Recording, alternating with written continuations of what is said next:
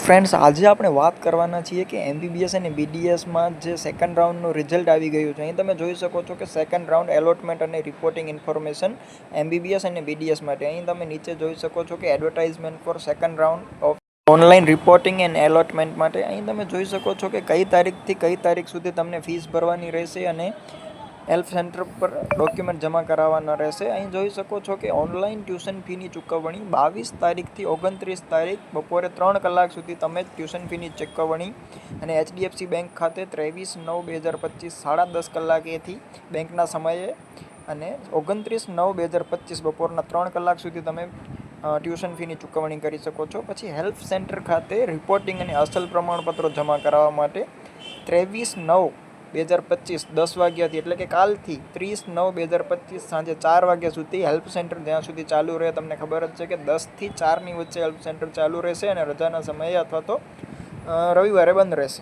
અહીં તમે જોઈ શકો છો કે rank wise result, institute wise result અને લાસ્ટ રેન્ક વાઇઝ રિઝલ્ટ તમે જોઈ શકો છો કે તમે અહીં તમારું નામ સર્ચ કરીને જોઈ શકો છો. જેવી રીતે તમારું નામ સર્ચ કરી તમને કઈ કોલેજમાં એડમિશન મળ્યું છે એનો કોડ લખેલો હશે ને ઇન્સ્ટિટ્યૂટ વાઇઝ રિઝલ્ટમાં તમે જોશો તો તમને ઇન્સ્ટિટ્યૂટ વાઇઝ કેટલી તમારો કઈ કોલેજમાં એડમિશન મળ્યું છે તે તમે જોઈ શકશો. અહીં જોઈ શકો છો કે બીજે મેડિકલમાં બધી સીટ જે ફિલઅપ થઈ ગઈ છે એટલે કે ભરાઈ ગઈ છે અને હવે તમે જોઈ શકો છો અહીં કે 213ની 213 સીટ ફૂલ થઈ ગઈ છે. પછી આપણે જોઈએ તો તમે અહીં જોઈ શકો છો કે લાસ્ટ રેન્ક વાઇઝ રિઝલ્ટમાં તમે કેવી રીતે જોઈ શકો છો કે અહીં અમદાવાદ મેડિકલ કોલેજ એટલે કે બીજી મેડિકલ કોલેજમાં ઓપનમાં 178 રેન્ક સુધી જે છે તમારી 178 રેન્ક હોય તો તમને બીજે મેડિકલમાં મળી શકે છે. અને એસસી કેટેગરી, એસટી કેટેગરી, જો તમારી એસસી કેટેગરી રેન્ક 34 હોય અને એસટી કેટેગરી રેન્ક 39, એવી જ રીતે SCBC category 86 rank, EWS 49 rank હોય તો તમને અમદાવાદ મેડિકલ કોલેજમાં તમને એડમિશન મળી શકે છે. અહીં ખાસ ધ્યાન આપજો. તમારા રિઝલ્ટનું નિરીક્ષણ કરી જોઈ શકશો કે કેવી રીતે તમને કઈ કોલેજ એલોટ થઈ શકે છે અથવા તો થઈ શકતી હતી. હવે ત્રીજા રાઉન્ડમાં કેવી રીતે ચોઇસ ફિલિંગ કરવાની તે તમે આ માધ્યમથી જોઈ શકો છો. હવે અહીં એવું આપેલું છે કે કોને હેલ્પ સેન્ટરમાં જવાની જરૂર પડશે. હવે મિત્રો, હેલ્પ સેન્ટરમાં એને જવું પડશે કે જેની કોલેજ અપગ્રેડ થઈ હોય અથવા તો તેને નવી કોલેજ એલોટ થઈ હોય. જો તમને એને એ જ કોલેજમાં એડમિશન બીજી વાર મળ્યું અથવા તો તમે અપગ્રેડ માટે ગયા જ નથી તો તમને હેલ્પ સેન્ટરમાં જવાની જરૂર પડશે નહીં.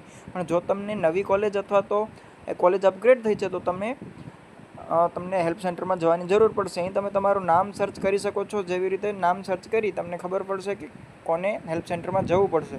હવે અહીં એવા સ્ટુડન્ટના નામ આપેલા છે કે જેને ફીસ ભરવી પડશે. હવે કોને ફીસ ભરવી પડશે મિત્રો? બધાને ફીસ ભરવી ફરજિયાત છે. જો તમે ફર્સ્ટ રાઉન્ડમાં ફીસ ભરી હોય તો સેકન્ડ રાઉન્ડમાં ફીસ ભરવાની જરૂર નહીં પડે. પરંતુ જો અપગ્રેડ કોલેજ થઈ હોય અને અપગ્રેડેડ કોલેજ નવી કોલેજની ફીસ તમારી વધારે હશે તો તમને બીજી વાર ફી જેટલો ડિફરન્સ હશે એટલી ફીસ ભરવી પડશે. વાતને સમજજો, કારણ કે જો તમે ફીસ નહીં ભરો સેકન્ડ રાઉન્ડમાં તો તમારા 10,000 રૂપિયા છે એ જપ્ત થઈ જશે. હવે નીચે અહીં આપેલું છે કે procedure for admission confirmation round 2માં શું કરવાનું છે. લિસ્ટ ઓફ હેલ્પ સેન્ટર, પછી લિસ્ટ ઓફ એચડીએફસી બેંકમાં ક્યાં ટ્યુશન ફી પે કરવાની છે, એડમિશન કન્ફર્મેશનના સ્ટેપ શું છે, પછી એન્વેલોપ 11x15નો જે સાઇઝનો છે એ એન્વેલોપ લેવાનો રહેશે, ઓથોરિટી લેટર અને સ્ટેટ રાઉન્ડ 4ની ઇન્સ્ટ્રક્શન છે એટલી બધી ઇન્સ્ટ્રક્શન. મિત્રો, હજી કોઈ પણ ડાઉટ હોય તો તમે મને પૂછી શકો છો, કોમેન્ટમાં જણાવો. Thank you.